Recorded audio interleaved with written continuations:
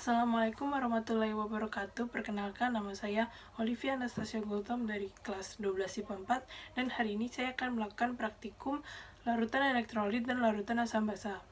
Larutan adalah suatu campuran yang bersifat homogen.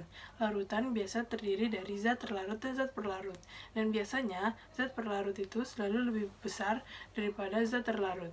Larutan berdasarkan daya hantarnya dibagi menjadi dua, yaitu larutan elektrolit dan larutan non-elektrolit. Larutan elektrolit adalah larutan yang dapat mengantarkan listrik, terjadi karena adanya ionisasi. Larutan elektrolit juga dibagi menjadi dua, yaitu larutan elektrolit kuat dan larutan elektrolit lemah. Larutan elektrolit kuat terjadi karena ion-ionnya terurai dengan sempurna, sedangkan larutan elektrolit lemah terjadi karena ion-ionnya tidak terurai dengan sempurna.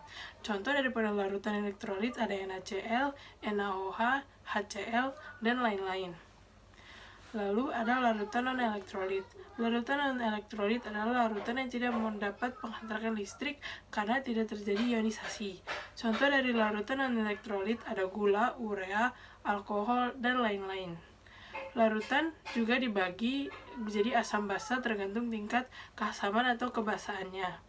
Larutan asam basa merupakan larutan yang berkadar keasaman atau kebasaan suatu zat yang tergantung pada jumlah H+ asam dan OH- yaitu basa yang terdapat dalam zat, dan juga derajat ionisasi dari zat tersebut.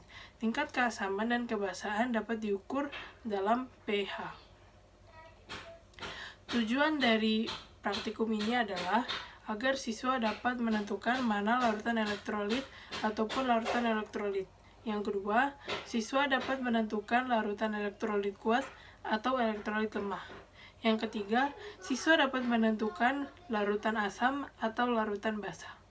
Untuk merangkai alat uji elektrolit sederhana ini diperlukan gunting selotip kabel, kardus, baterai, bohlam kecil, dan kabel. Sebelum kita mulai praktikumnya, kita rangkai dulu alat uji elektrolit sederhananya. Pertama, kita susun 2 buah baterai, lalu kita rekatkan menggunakan selotip kabel. Kedua, kita sambungkan kabel ke masing-masing kutub.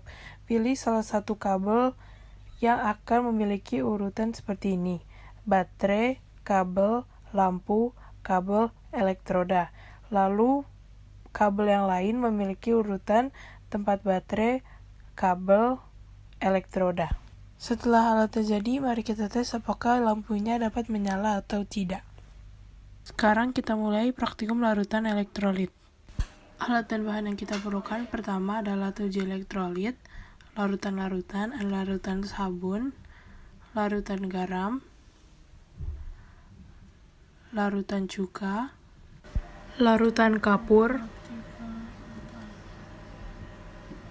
larutan air gula, dan larutan soda api. Pertama, persiapkan alat dan bahannya, lalu pilih satu larutan yang akan kita masukkan paku-paku dari alat uji elektrolit sederhana, lalu lakukan secara bergantian dengan larutan lainnya. Perhatikan dan catatlah hasilnya. Hasilnya larutan garam, lampunya menyala dan muncul buih-buih, berarti dia elektrolit kuat.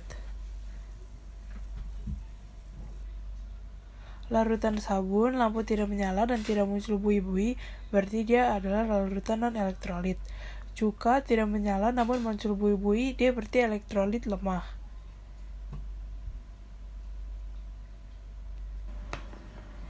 Larutan kapur, dia tidak menyala tapi muncul buih-buih, berarti dia juga elektrolit lemah. Larutan gula tidak menyala dan tidak muncul buih-buih, berarti dia larutan non-elektrolit. Dan yang terakhir, larutan soda api, lampu menyala dan muncul buih-buih, berarti dia elektrolit kuat.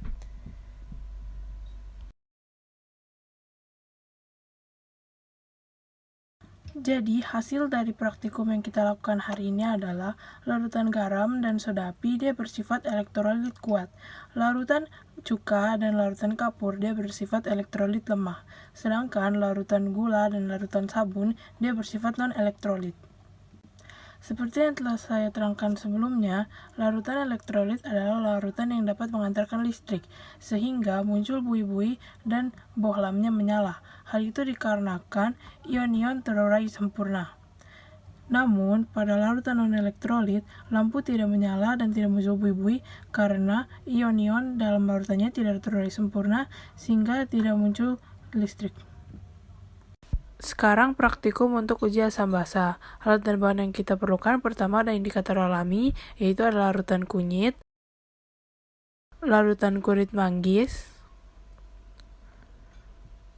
larutan bunga kembang sepatu, larutan kol ungu, dan untuk larutan pengujinya ada larutan kapur, larutan cuka, dan larutan garam. Kita juga perlu sendok untuk mengaduk. Langkah-langkah. Yang pertama, kita siapkan semua alat dan bahan. Kedua, bagi larutan ke 3 wadah.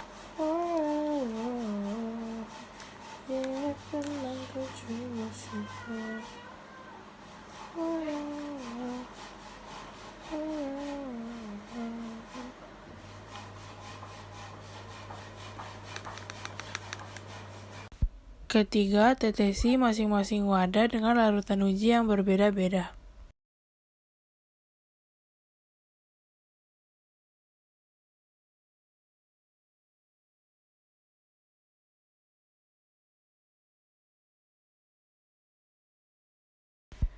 Keempat, aduk dan amati perubahan warnanya. Setelah warnanya berubah, catat dan beri perlakuan yang sama ke indikator-indikator lainnya. Larutan kunyit yang diberi air kapur warnanya menjadi lebih gelap karena larutan kapur bersifat basah. Sedangkan yang diberi air cuka warnanya menjadi kuning terang dikarenakan cuka bersifat asam. Dan terakhir, larutan air garam tidak berubah. Larutan kulit manggis yang diberi air kapur menjadi lebih gelap karena bersifat basah. Yang diberi air cuka menjadi warna merah terang karena bersifat asam. Dan yang diberi garam warnanya tidak berubah. Untuk larutan kol ungu yang diberi air kapur, dia menjadi warna biru tua karena bersifat basah. Cuka dia menjadi warna merah keunguan karena asam. Dan garam tidak berubah karena netral. Terakhir ada larutan bunga kembang sepatu, yang diberi air kapur menjadi lebih gelap karena bersifat basah, yang diberi air cuka menjadi jauh lebih terang karena bersifat asam, dan yang terakhir garam tidak berubah karena netral. Kesimpulan yang dapat kita ambil dari praktikum larutan asam basa. Yang pertama, larutan cuka merupakan larutan asam. Larutan kapur merupakan larutan basa, sedangkan larutan garam merupakan larutan netral.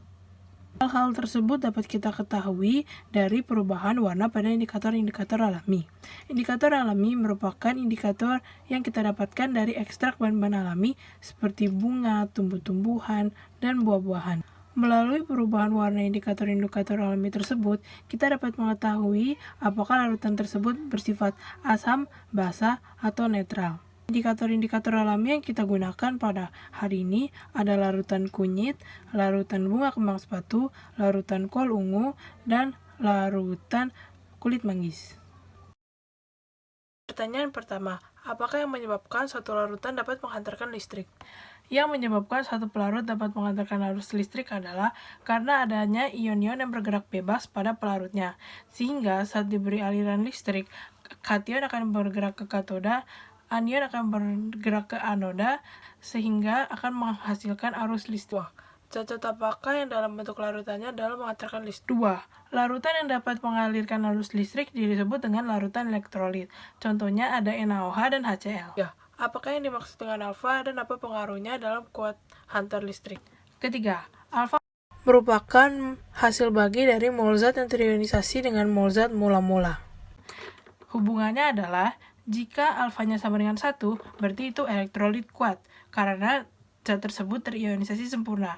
Jika alfanya lebih besar daripada 0 tapi lebih kecil dari 1, itu berarti dia elektrolit lemah, karena tidak terionisasi dengan sempurna. Sedangkan kalau alfa sama dengan 0, berarti dia non-elektrolit karena tidak terjadi ionisasi. Berdasarkan percobaanmu, manakah larutan yang bersifat asam, netral, dan bersifat basah? Larutan netral ada garam, basa, kapur, asam, cuka. Sekian praktikum saya pada hari ini. Mohon maaf bila ada kesalahan. Terima kasih.